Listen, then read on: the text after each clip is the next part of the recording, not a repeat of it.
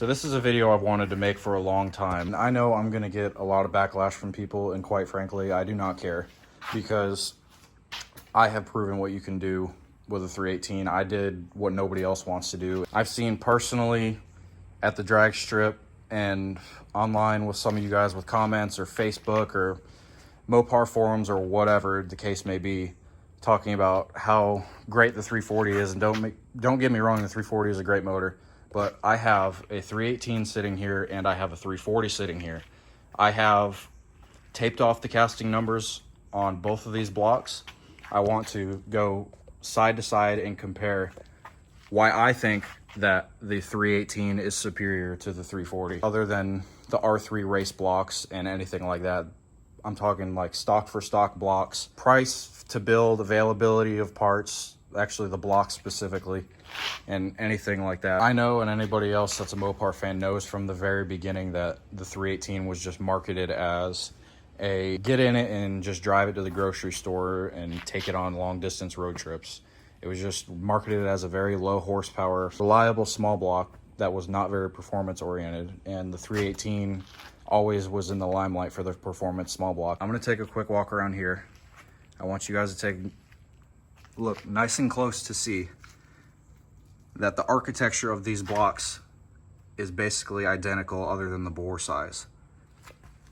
See all of the same ribbing in the blocks, all the same castings everywhere. Obviously these are just for the oil galleys for the camshaft, but everything, if you look at these blocks, are basically identical. The thickness of the ears on the blocks for the motor mounts are the same. The ribbing in the block is the same. There might be one giveaway, how the camera is angled right here on this block, telling which block that this one is. So give you guys a little bit longer. See if you can find any differences whatsoever. Okay? I know some of you may be diehard Mopar fanatics like myself, and you might be able to tell just by the remaining color on the block and what color this block is. This block is the 340. This block is the 318. The only physical difference that you can tell, or that I am able to tell, is this little lip right here on the extra reinforcement in the cylinder walls for the bigger bore. This 318 block right here, this one is bored 90 over. So this is a 4-inch bore 318, which I know you guys may be saying, oh, it's not a 318 because it's 90 over, but the block is a 318 block and that block is a 340 block.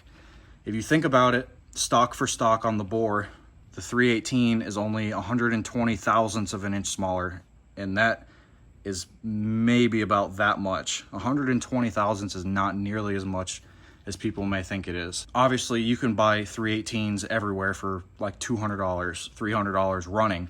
This motor I actually picked up a few years ago, and it was in my car.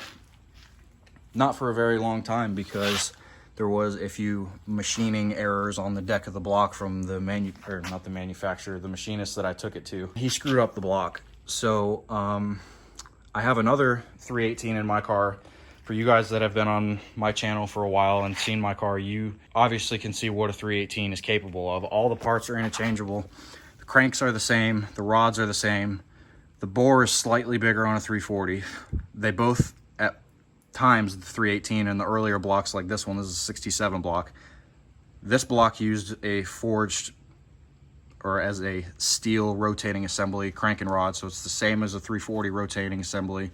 Both engines have cast pistons from the factory. I don't know how familiar some of you guys are with these small blocks, but heads are interchangeable on both of these blocks. Intakes are interchangeable on both of these blocks. I mean, everything.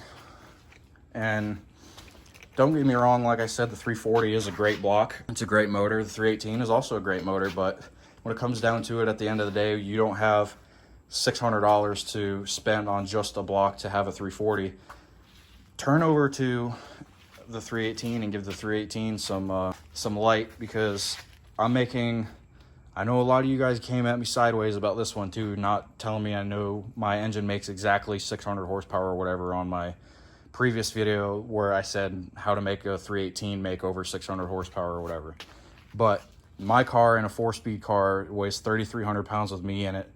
It runs 1070s with a 318. It's just like this one. It's bored 90 over, but it has a great top end on it, which also can be swapped over to a 340. It's got a 640 lift, solid roller camshaft, a big single plane intake, and some good trick flow heads and TTI headers. Some people, they would rather just have the 340 just to have the fact to say that it's a 340, or they have a 340 in their car or whatever, or if their car is an original 340 car, they might want to have the 340. But at the end of the day, if you're just looking for something for a budget just to beat on and not worry about blowing it up and be able to replace a block for cheap, the 318 is nothing to sneeze at. Because I've had people come up to me seeing how my car runs and hearing how it, just off of how it sounds, think that it's a big block, and obviously it's not. I'm going to pull this tape off here so you can see. This is a 318 and this one's a 340. I did pick this 340 block up. I got a really good deal on it. I only paid 200 bucks for it.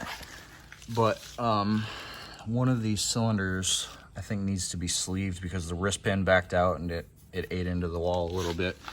But I mean, honestly, the only reason I considered buying this block, or I ended up actually buying this block, is because I wanted to do a massive cubic inch small block. And I've seen some kits. I know Hughes Engines makes a 426 stroker kit for the 340, and I know the 318, obviously, just because it has slightly thinner cylinder walls, it can't be bored out to a 4 almost 1 inch bore like the 340 can. Like I said, this one is bored 90 over to a 4-inch bore, and just the one in my Cuda is also bored 90 over. It runs all day at 180 degrees sitting in traffic when it's 95 degrees. I live in North Carolina, so the summers are not very forgiving. Overall, I think they're just extremely underrated engines, and they are very overlooked. My motor is sitting where it's at now. It's 12-1. Like I said, with the trick flow heads and a solid roller and everything like that, and it's a great, badass little motor. And I will put it up confidently against any other 340. If you guys have seen my other videos, when I was at the drag strip, I beat a pro-charged C6 Corvette. I've beaten multiple 440s at the drag strip. I mean, it's just ridiculous on what these things are capable, both of these motors, really, what they're capable of. I hope that some of you guys found this information useful and found this video helpful if you're trying to determine whether you want a 318 or a 340. So thanks for watching.